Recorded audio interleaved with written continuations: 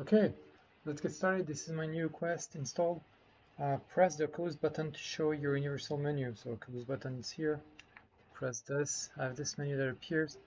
If it's appears just like this, you click on this little press with this little 9 square here. There you go. And then you see all your apps that appears here. Those are all the apps you just added. So you can see that AfterNow Prez already here.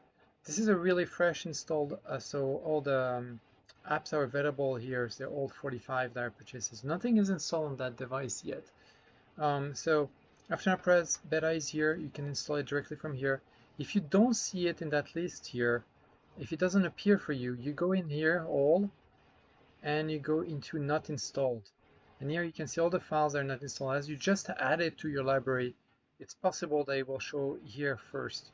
But in general, it will show at the beginning up there. So you just click here, install like that, and it's going to download and install AfterNow Prez beta.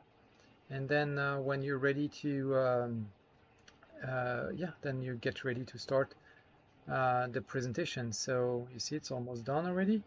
Let's get through that. And I just open it now, selecting it. And when it starts, we're going to arrive to the login screen. So, oh yeah, I need to give permissions.